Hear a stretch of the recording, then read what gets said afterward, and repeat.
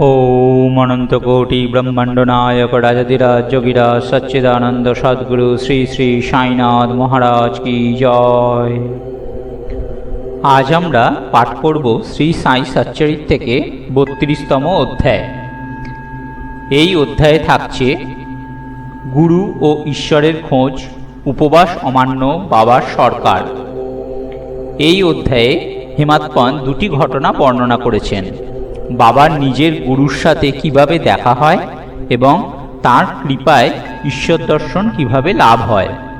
শ্রীমতী গোখেলকে, যিনি 3 দিন ধরে উপবাস করেছিলেন, পুরনপুলি খাওয়ান। প্রস্তাবনা।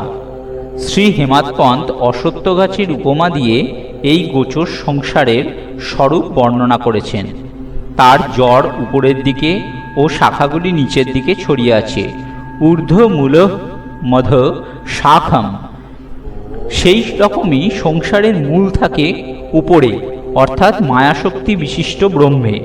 শাখা প্রশাখা রূপী কর্মকাণ্ড মানুষের জন্য নিচের দিকে বিস্তৃত হয়। ত্রিগুণের সত্য, রজ ও তমগুণের দ্বারা সেই কর্মকাণ্ড পুষ্টি লাভ করে। এও তার মূলগুলি ইন্দ্রিয়ের কাম্য পদার্থ। কর্মরূপী জড়গুলি সৃষ্টির মানবের দিকে ছড়িয়ে আছে। এই গাছটিকে বড় বিচিত্র রূপে রচনা করা হয়েছে। এর আকার, উদ্গম ও শেষের কোনো হদিশ পাওয়া যায় না। অরি নাই বোঝা যায় এর আধার। এই কঠোর জড়ের সংসাররূপী বৃক্ষকে নষ্ট করার জন্য কোনো বাহ্য মার্গ অবলম্বন করা অত্যন্ত আবশ্যক, যাতে এই অসার সংসারের জন্মমৃত্যুর চক্র থেকে মুক্তি পাওয়া যেতে পারে। এই পথে অগ্রসর হওয়ার জন্য কোনো যোগ্য পথপ্রদর্শক গুরু পাওয়া নিতান্ত আবশ্যক। অনেকে অতীব বিদ্বান অথবা বেদান্তে পারঙ্গম হওয়া সত্ত্বেও নিজের নির্দিষ্ট স্থানে পৌঁছতে পারেন না, যতক্ষণ না তাকে সাহায্য করার জন্য কোনো যোগ্য পথপ্রদর্শক এসে দাঁড়ায়। তাঁর পদচিহ্ন অনুসরণ করলে পথের গহ্বর এবং হিংস্র প্রাণীদের ভয় থেকে নিস্তার পাওয়া যেতে পারে। এইভাবে সংসার যাত্রা সুগম ও সুফল হয়ে দাঁড়ায়। এই বিষয়ে বাবার অভিজ্ঞতা, যা তিনি স্বয়ং বলেছেন, সত্যিই আশ্চর্যজনক। যদি আমরা মন দিয়ে সেগুলি শুনি, তাহলে শ্রদ্ধা, ভক্তি ও মুক্তি নিশ্চয়ই লাভ করব। অন্বেষণ। একসময় আমরা 4 জন সহপাঠী একসাথে ধার্মিক ও অন্যান্য পুস্তক অধ্যয়ন করছিলাম। এইরূপ প্রবুদ্ধ হয়ে আমরা ব্রহ্মের মূল স্বরূপের বিষয়ে আলোচনা করতে শুরু করি। একজন বলল যে আমাদের স্বয়ং নিজেদের জাগ্রত করা উচিত, অন্যদের ওপর নির্ভর করা উচিত নয়। এই কথার ওপর দ্বিতীয়জন বলল, যে মন নিগ্রহ করে নিয়েছে সেই ধন্য। নিজেদের সংকীর্ণ বিচার ও ভাবনা থেকে মুক্ত হতে হবে, কারণ এই সংসারে আমাদের অতিরিক্ত আর কিছুই নেই। এবার তৃতীয়জন বলে, এই সংসার পরিবর্তনশীল, কেবল নিরাকারই শাশ্বত। অতএব সত্য ও অসত্যের বিবেক থাকা দরকার। তখন চতুর্থজন স্বয়ং বাবা বলেন, কেবল পুঁথিগত বিদ্যা বা জ্ঞান দিয়ে কোনো লাভ হয় না। আমাদের নিজেদের কর্তব্য অবশ্যই করা উচিত। দৃঢ় বিশ্বাস ও পূর্ণ নিষ্ঠার সাথে শরীর, মন, সম্পত্তি এবং পঞ্চপ্রাণাদি সর্বব্যাপক গুরুদেবকে অর্পণ করে দেওয়া উচিত। গুরু ভগবান, সবার সংরক্ষক। এইভাবে তর্কাতর্কির পর আমরা 4 জন বনে ঈশ্বরের খোঁজে বেরোই। আমরা 4 জন বিদ্বান, কারো সাহায্য না নিয়ে নিজেদের স্বতন্ত্র বুদ্ধির জোরে ঈশ্বরের খোঁজ করতে চাইতাম। পথে একটি নিম্নজাতির লোক, বঞ্জারা, সাথে আমাদের দেখা হয়। সে আমাদের জিজ্ঞাসা করে, আপনারা এত গরমে কোথায় চলেছেন? প্রত্যুত্তরে আমরা জানাই, জঙ্গলে খুঁজে দেখছি। তখন সে জিজ্ঞাসা করে, কি খুঁজছেন? দয়া করে সেটাই বলুন। আমরা ওর প্রশ্নটা এড়িয়ে যাই। আমাদের এইভাবে নিরুদ্দেশে ঘন জঙ্গলে পথভ্রান্ত দেখে ওর আমাদের উপর দয়া হয়। অতি বিনম্র হয়ে আমাদের নিবেদন করে বলে, আপনারা নিজেদের গোপনীয় খোঁজের কথা আমায় না জানালেও আমি প্রত্যক্ষ দেখতে পাচ্ছি যে মধ্যাহ্নের প্রচণ্ড তাপে আপনারা অত্যন্ত কষ্ট পাচ্ছেন। দয়া করে এখানে কিছুক্ষণ বিশ্রাম করে একটু জলপান গ্রহণ করুন। আপনাদের ধীর ও নম্র হওয়া উচিত। পথপ্রদর্শক ছাড়া এই অপরিচিত ভয়ানক বনে বৃথা ঘুরে বেরিয়ে কোনো লাভ হবে কি? ওর বিনম্র প্রার্থনা কোনরূপ গ্রাহ্য না করে আমরা এগিয়ে যাই।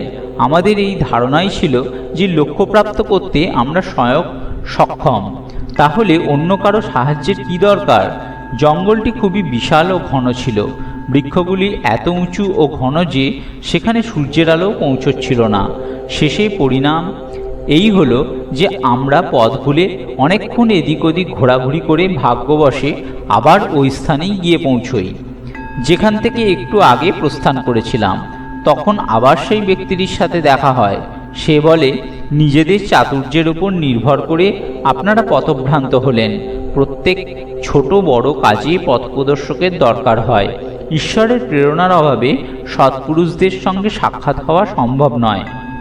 খালি পেটে কোনো কাজের ফল পাওয়া যায় না। তাই যদি কেউ আগ্রহ করে ভোজনের জন্য আমন্ত্রিত করে তাহলে সেটা প্রত্যাখ্যান করা উচিত নয়। অন্ন ভগবানের প্রসাদ, সেটি অগ্রাহ্য বা মানা করা উচিত নয়। যদি কেউ খেতে অনুরোধ করে তাহলে সেটা নিজের সফলতার প্রতীক জানবেন। এই বলে ও আবার অন্ন গ্রহণ করতে অনুরোধ করে। তবুও আমরা ওর অনুরোধ উপেক্ষা করে ওকে মানা করে দিই। ওর সরল ও গূঢ় উপদেশ পরীক্ষা না করেই আমার 3টি সহপাঠী সেখান থেকে চলে যায়। পাঠকগণ সহজেই অনুমান করতে পারবেন কতখানি জেদি ও একগুঁয়ে ছিল তারা। আমি খিদে এবং তেষ্টায় বিচলিত ছিলামই, উপরন্তু ওই ব্যক্তিটির অপূর্ব প্রেম আমায় আকর্ষিত করে। যদিও আমরা নিজেদের অত্যন্ত বিদ্বান বলে মনে করতাম, কিন্তু দয়া ও কৃপা কাকে বলে সে বিষয়ে কোনো জ্ঞান ছিল না। এক শূদ্র অশিক্ষিত গ্রাম্য লোক হওয়া সত্ত্বেও ওর মন মহান দয়া ছিল। তাই সে আমাদের বারবার অন্ন গ্রহণ করতে অনুরোধ করছিল। যারা নিঃস্বার্থে অন্যদের ভালোবাসে তারাই সত্যকার মহান। আমি ভাবলাম লোকটির অনুরোধ স্বীকার করাটাই জ্ঞানপ্রাপ্তির জন্য শুভ আবাহন। তাই ওর দেওয়া শুকনো রুটি শ্রদ্ধার সঙ্গে গ্রহণ করলাম। ক্ষুধা নিবারণ হতেই দেখি যে গুরুদেব আমার সামনে দাঁড়িয়ে। তিনি আমায় জিজ্ঞাসা করলেন, এইসব কি হচ্ছিল? আমি তখন ও সব ঘটনাগুলি তাকে বললাম। তিনি আশ্বাস দিয়ে বললেন, আমি তোমার হৃদয়ের সমস্ত ইচ্ছে পূরণ করে দেব, কিন্তু যে আমার উপর বিশ্বাস রাখবে শুধু সেই সফল হবে। আমার 3টে সহপাঠী তার কথা বিশ্বাস না করে সেখান থেকে চলে গিয়েছিল। আমি তাকে প্রণাম করে তার আদেশ পালন করার ইচ্ছে প্রকাশ করলাম। এরপর তিনি আমায় একটা কুয়োর কাছে নিয়ে গেলেন। দড়ি দিয়ে পা বেঁধে আমায় কুয়োতে উল্টো টাঙিয়ে দিলেন। আমার মাথা নিচে ও পা ওপরে ছিল। মাথাটা ছিল জল থেকে প্রায় 3 ফুট ওপরে। হাত দিয়ে জল ছোঁয়ার বা মুখে জল যাওয়ার কোনো সম্ভাবনা ছিল না। আমায় এইভাবে উল্টো টাঙিয়ে জানি না তিনি কোথায় চলে গেলেন। প্রায় 4-5 ঘন্টা পর ফিরে এলেন এবং আমার কুয়ো থেকে বাইরে বার করে আনলেন। তারপর আমায় জিজ্ঞাসা করলেন, তোমার ওখানে কীরকম মনে হচ্ছিল? আমি উত্তর দিই, পরম আনন্দ অনুভব করছিলাম। আমার মতন মূর্খ এই রকম আনন্দ কীভাবেই বা ব্যক্ত করতে পারে? আমার উত্তর শুনে গুরুদেব অত্যন্ত প্রসন্ন হন এবং তিনি আমায় বুকে জড়িয়ে ধরেন। আমার প্রশংসা করে আমায় নিজের সঙ্গে তার আশ্রমে নিয়ে যান। একটি চড়াই পাখি নিজের ছানাদের যেভাবে দেখাশোনা করে ঠিক সেইভাবে তিনি আমারও আদর যত্ন করতেন। কত সুন্দর ছিল সেই আশ্রম। সেখানে আমি নিজের মা বাবার কথা ভুলে যাই। অন্যান্য আকর্ষণও দূর হয়ে গিয়েছিল এবং আমি সহজেই বন্ধন থেকে মুক্তি পাই। আমার সবসময় মনে হতো যে তার বুকের মাঝেই লুকিয়ে থাকি।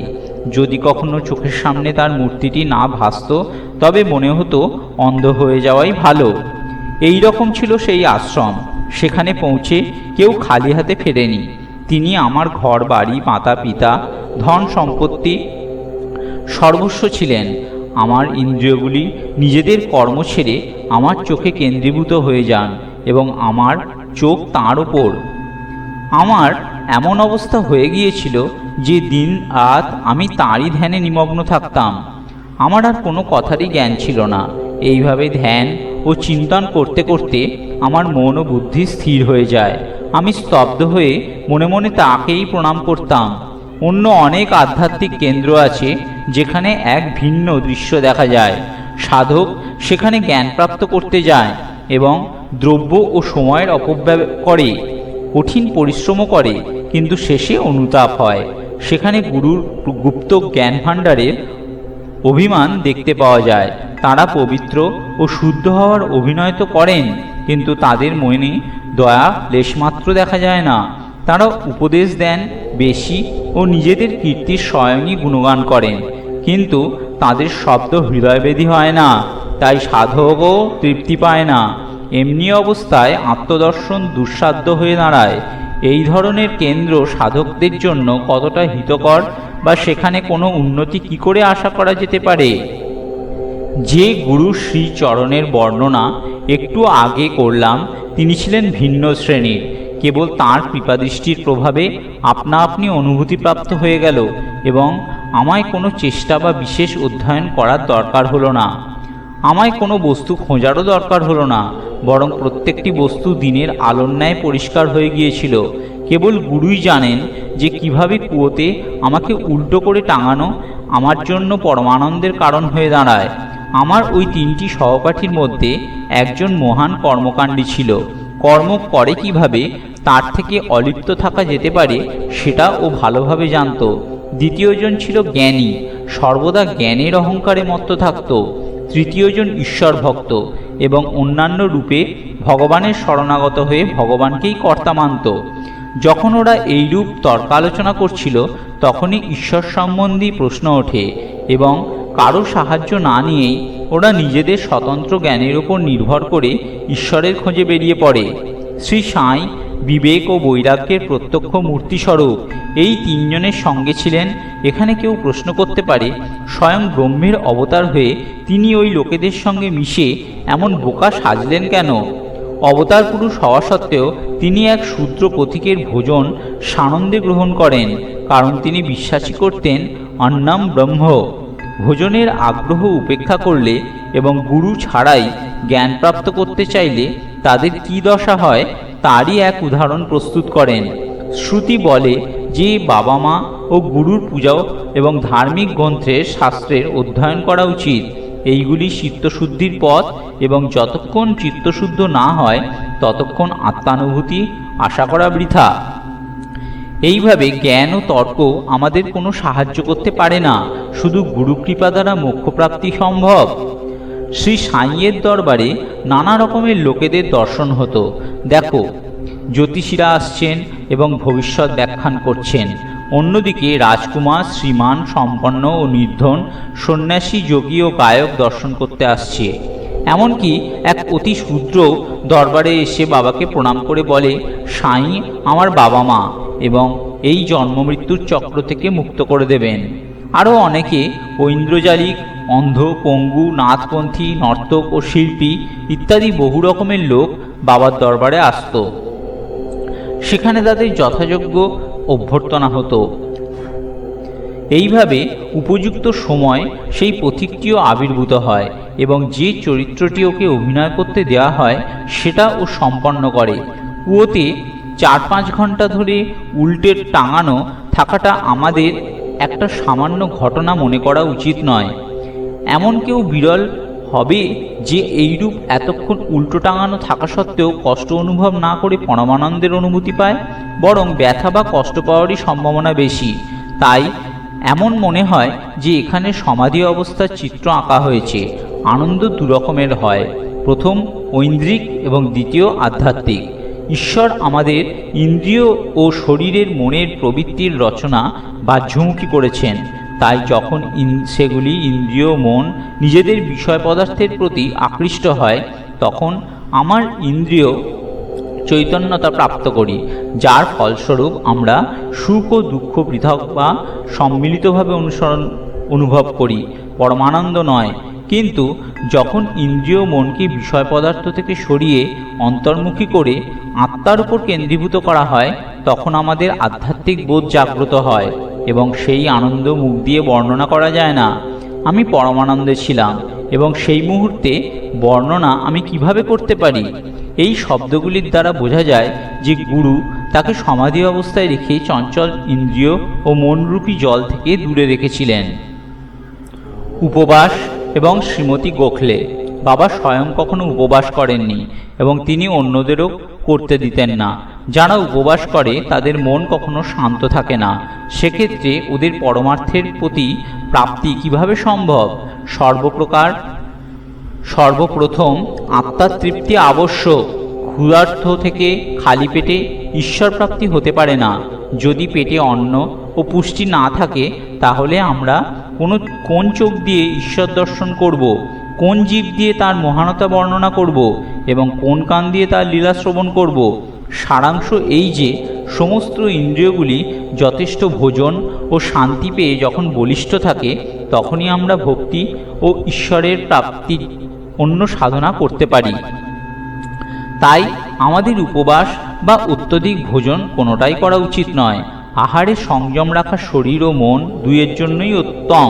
শ্রীমতী কাশীবাই কানিটকর শ্রী সাই বাবার এক ভক্ত কাছ থেকে পরিচয়পত্র নিয়ে শ্রীমতী গোখলে দাদা কেলকারের কাছে শিরডি আসেন। উনি এই দৃঢ় সংকল্প করে আসেন যে বাবার শ্রীচরণে বসে 3 দিন উপবাস করবেন। ওর শিরডি পৌঁছবার আগেই বাবা দাদা কেলকারকে বলেন, আমি দোলের দিন নিজের সন্তানদের ক্ষুধার্ত দেখতে পারি না। যদি ওদের অনাহারেই থাকতে হয় তাহলে আমি এখানে আছি কি করতে? পরের দিন ওই মহিলা দাদা কেলকারের সাথে মসজিদে পৌঁছে বাবার চরণ কমলের কাছে বসতেই বাবা বলেন, উপবাসের প্রয়োজনটাই কি? দাদা ভট্টের বাড়ি গিয়ে পুরনপোলি তৈরি করো, ওর ছেলে মেয়েদের খাওয়াও ও নিজেও খাও। সেটা ছিল দোলের দিন এবং সেই সময় শ্রীমতী কেলকার মাসিক ধর্মে ছিলেন। দাদা ভট্টের বাড়িতে খাবার তৈরি করার কেউ ছিল না, তাই বাবার যুক্তি খুবই সাময়িক প্রমাণিত হয়। শ্রীমতী গোখলে দাদা ভট্টের বাড়ি গিয়ে রান্না করে সবাইকে খাইয়ে নিজেও খান। কি চমৎকার এই গল্প ও কত সুন্দর তার শিক্ষা! বাবার সরকার বাবা নিজের ছোটবেলার একটা কাহিনী এইভাবে বর্ণনা করেন। ছোটবেলায় জীবিকা উপার্জন করার জন্য আমি বিটগ্রাম যাই। সেখানে আমি জরির কাজ পাই এবং পূর্ণ উৎসাহ ও একাগ্র মনে কাজ করতাম। আমার কাজ দেখে মালিক খুব খুশি হতেন।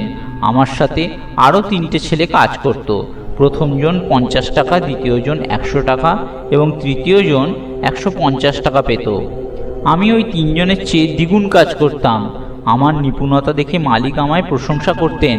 উনি আমায় খুব ভালোবাসতেন এবং আমায় একটা পোশাকও উপহার দেন।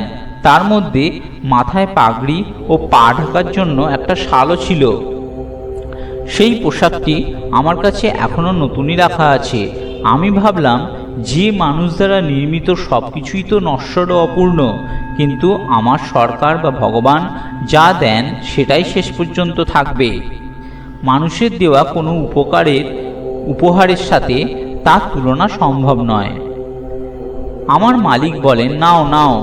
লোকেরা আমার কাছে এসে বলে, আমায় দাও, আমায় দাও, কিন্তু আমি যা বলি তার দিকে কেউ মন দেয় না। আমার মালিকের ভাণ্ডার আধ্যাত্মিক ভাণ্ডার, ভরপুর এবং সমানেই উপচে পড়ছে। আমি তো বলি, গাড়ি বোঝাই করে নিয়ে যাও। মায়ের খাঁটি সন্তান হলে এই সম্পদে নিজেকে পূর্ণ করে নেবে। আমার ফকিরের কৌশল, আমার ভগবানের লীলা ও আমার সরকারের দক্ষতা অতুলনীয়। আমার আর কি, এই শরীর মাটির সঙ্গে মিলে সমস্ত ভূমণ্ডলে ব্যপ্ত হয়ে যাবে এবং এই সুযোগ আর কখনো পাবে না। আমি যেখানেই যাই সেখানেই বসি, মায়া আমায় কষ্ট দেয়। তা সত্ত্বেও আমি নিজের ভক্তদের কল্যাণের বিষয়ে সর্বদা উৎসুক থাকি। যে যাই করুক একদিন তার ফল সে অবশ্যই পাবে এবং যে আমার এই কথা মনে রাখবে সে অমূল্য সুখ শান্তির অধিকারী হবে। এই সাথেই শেষ হলো আজকের স্বাধ্যায়। ওম অনন্ত কোটি ব্রহ্মাণ্ড নায়ক রাজাধিরাজ যোগীরাজ সচ্চিদানন্দ সদ্গুরু শ্রী শ্রী সাইনাথ মহারাজ কি জয়।